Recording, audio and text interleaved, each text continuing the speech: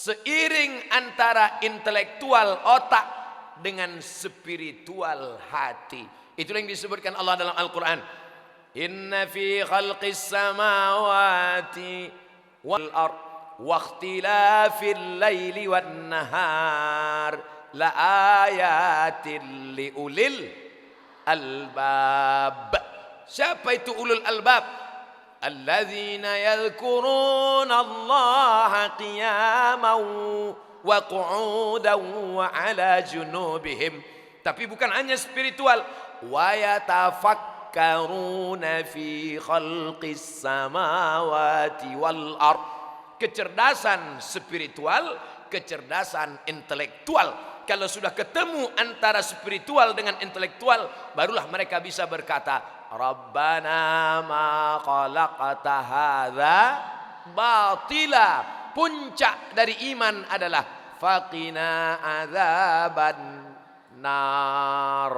Ini yang dimaksud dengan an-numu waziyadah. Jadi kalau dibangunkan malam tahajud untuk an-numu waziyadah. Kalau dibangunkan salat subuh, qumna subuh, salat subuh, itu tak lain tak bukan an-numu waziyadah. Bangun, beradab-adaban. Subuh ini apa acara? Muhadasah. Kaifa haluki bi khair walhamdulillah. Min aina ji'ti? Min Thailand. Apa maknanya? An-numu waziyadah.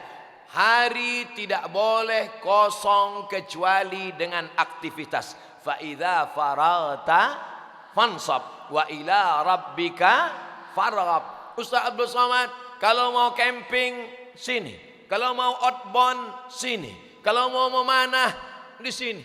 Untuk apa memanah dan berkuda? Itu kan masyarakat primitif. Kita ikut pesan Nabi. Kalau ada mengatakan ini bukan hadis Nabi, qaul sahabi. Qaul sahabi tak ada ikhtilaf. Apa dia? Allimu auladakum as-sibahah war-rimayah warukubul khail. Ajarkan anak kamu as-sibahah berenang, war-rimayah memanah, warukubul khail menunggang kuda. As-sibahah berenang. Mau berenang di mana? Kolam luas. Ar-rimayah memanah di mana? Ustaz, panahan ada di samping. Warukubul khail menunggang kuda. Saya belum nampak kuda, tapi lembu ada. Perempuan juga berkuda. Sobah wa'abiyat. Baca kitab Usudul Ghabah fi ma'rifatis sahabah. Baca kitab Al-Isti'ab. 12.000 sahabat Nabi yang biografinya ditulis. Kata Imam Abu Zur'ah Ar-Razi, jumlah sahabat Nabi itu 114.000 orang. Tapi yang ada biografinya dalam Al-Isti'ab, dalam Usudul Ghabah, dalam kitab yang ditulis oleh Imam Az-Zahabi, Syiar A'lam An-Nubala, di total semua hanya ada 12.000 orang. Dan di sana ada perempuan-perempuan sahabiyat, penunggang kuda, pemanah yang ikut perang bersama Nabi Muhammad sallallahu alaihi wasallam. Oleh sebab itu an-numu wa ziyadah. Yang ditambah itu apa? As-saqafah, pengetahuan, dan al-ulum, ilmu pengetahuan. Apa beda as-saqafah dengan ulum? Kalau as-saqafah hanya pengetahuan, informasi, memperbanyak pengetahuan. Tapi yang disebut dengan ulum, pengetahuan yang menambah iman, pengetahuan yang menambah amal. Makanya mesti dibedakan antara pengetahuan yang tidak menambah iman dan amal, tapi ada pengetahuan yang menambah iman dan amal. Sekarang banyak orang bertanya pertanyaan-pertanyaan tidak menambah iman dan amal. Ustaz Somad, boleh nanya? Boleh. Apa pertanyaannya? Nabi Adam sama Hawa nikah, pak kuahnya siapa? Ini pertanyaan la yusmin wa la yughni min ju'. Ini pertanyaan yang tidak mendatangkan iman dan tidak pula mengurangi menambah pahala. Tapi dia tetap menjadi sebuah pengetahuan. Ustaz, apakah dunia ini datar, petak, apa lonjong? Ini pengetahuan juga. Maka ulama membagi, yang satu disebut dengan al-thaqafah, yang satu disebut dengan al-ulum wal ma'rifah. Makanya Syekh Ali Jum'ah mengkritik terjemahan al-ulum, diterjemahkan sebagai knowledge. Karena knowledge dalam barat itu hanya pengetahuan saja. Banyak orang barat itu menjadi Islamolog, pakar Islam, Islamic Studies. Kalau dia menjelaskan tentang solat, as-salatu lughatan was-salatu istilahan was-salatu indal fuqaha was-salatu indal lughawiyin was-salatu indal mufassirin. Salat menurut bahasa, salat menurut istilah, salat menurut etimologi, salat menurut terminologi. Tapi kalau ditanya, pernah salat? Enggak. Islam tidak mengajarkan itu. Makanya yang diajarkan Nabi, Allahumma inni a'udzubika min ilmin la yanfa'. Tak ada gunanya kalau berilmu tapi tak mendatangkan manfaat. Justru nanti ditanya di hadapan Allah, la tazulu qadama 'abdin yaumal qiyamah. Kaki anak Adam tidak akan bergeser, bergerak di padang mahsyar pada hari kiamat. Hatta yus'al an arba', sampai dia ditanya tentang 4. Dan di antara 4 yang ditanya itu adalah an ilmihi fima amil. Ilmunya apakah sudah diamalkan. Bahkan kalau ilmu tidak diamalkan, apa kata Allah? Kabura maqtan indallah an taqulu ma la taf'alun. Oleh sebab itu an-numu waz-ziyadah, tambah bacaan. Sampai-sampai perpustakaan kita itu enggak muat lagi Ustaz Somad. Itu perpustakaannya mesti dibuat 2 tingkat, 2 level. Kenapa? Saking banyaknya buku-buku. Masya Allah, tabarakallah. Saya jadi ingat dulu waktu di pesantren, kalau sudah habis sholat isya, kawan-kawan bawa munjid, bawa kamus ke masjid untuk bantal tidur. Tapi di pondok kita tidak.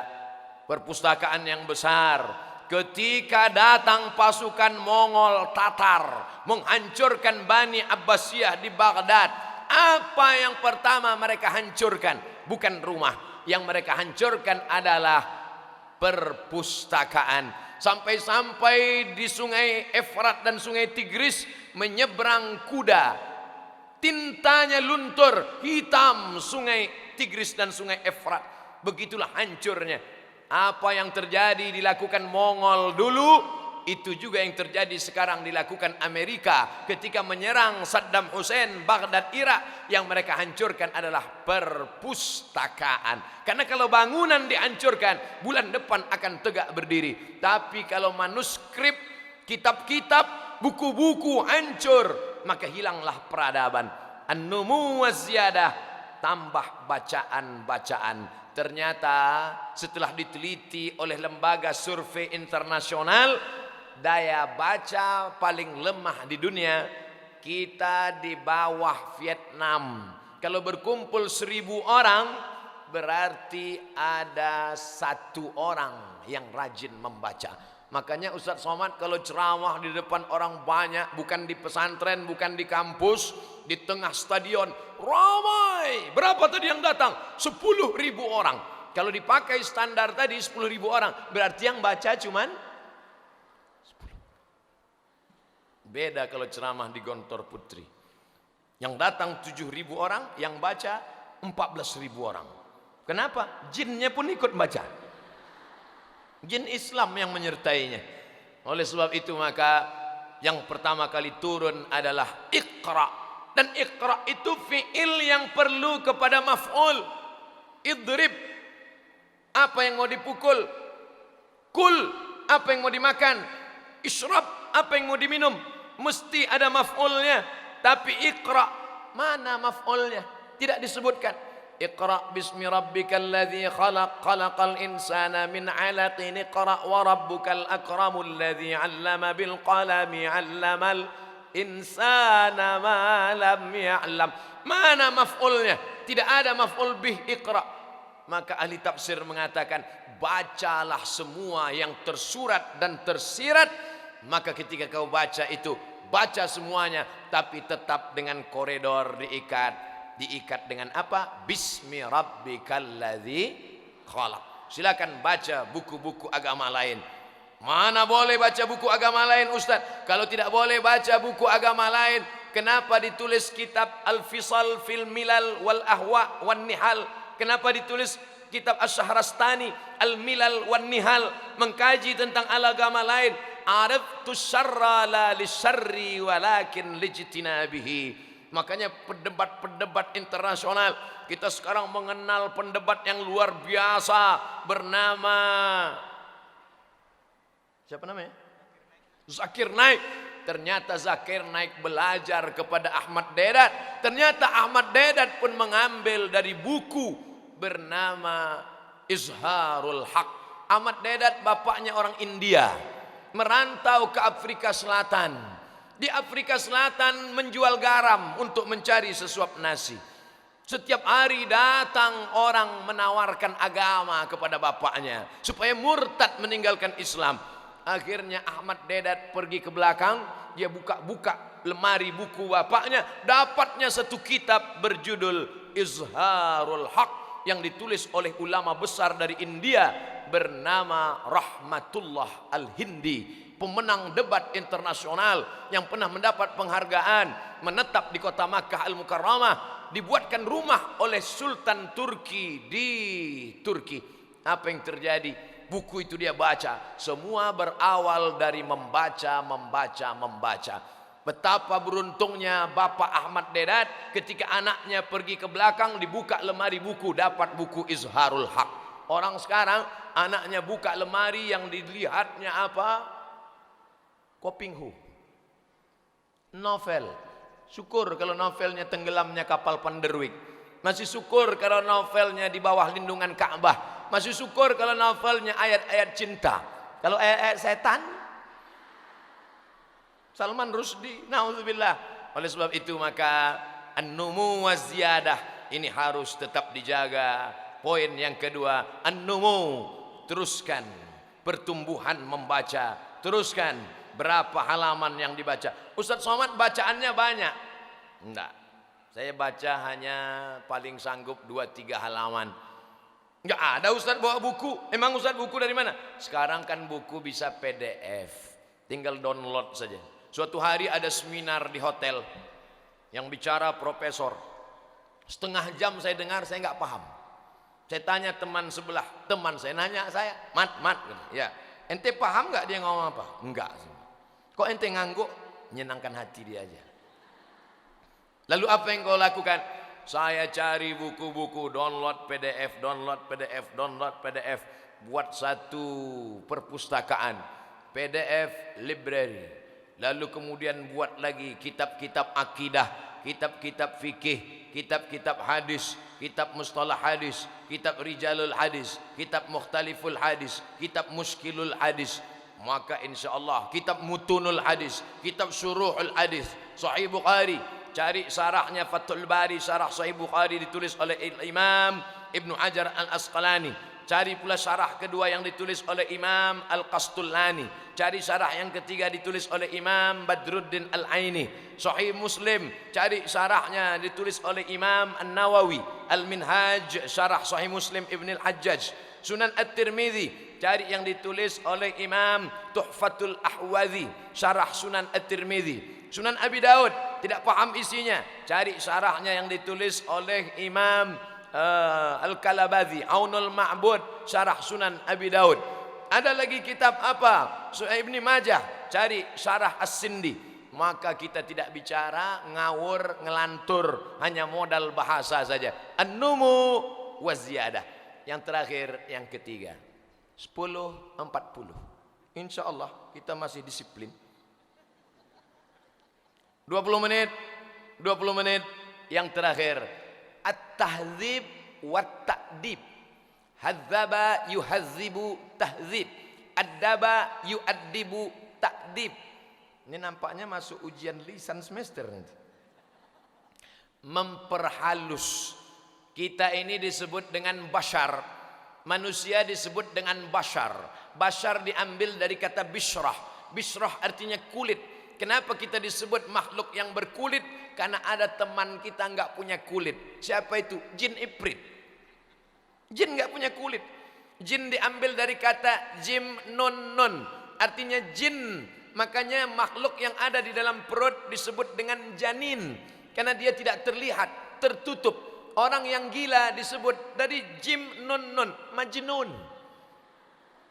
Kalau janin tertutup oleh kulit perut, Kalau majnun otaknya tertutup, tak bisa membedakan mana kawan mana lawan. Majnun. Surga disebut jim nun nun jannatin tajri min tahtihal anhar. Kenapa surga itu disebut tertutup? Karena cahaya matahari tidak sampai ke bawah, terhalang oleh daun-daun dan ranting-ranting seperti taman-taman yang ada di Gontor Putri. Tengoklah ranting-ranting menutup sampai tidak turun ke bawah. Jannat, jin, janin, majnun dari akar yang sama. Begitulah hebatnya bahasa Arab. Makanya kamus bahasa Arab, Lisanul Arab Ibnu Manzur 1 meter panjangnya. Kamus bahasa kita, kamus lengkap bahasa Indonesia Purwadarminta, sejengkal saja.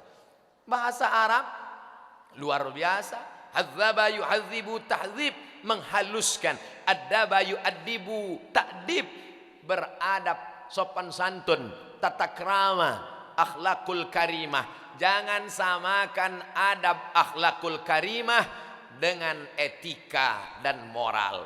Apa bedanya? Etika keselamatan, kesepakatan sekelompok orang di tempat tertentu, orang tertentu, untuk komunitas tertentu. Itu disebut dengan etika. Tidak boleh menyebut nama. Kenapa tidak boleh?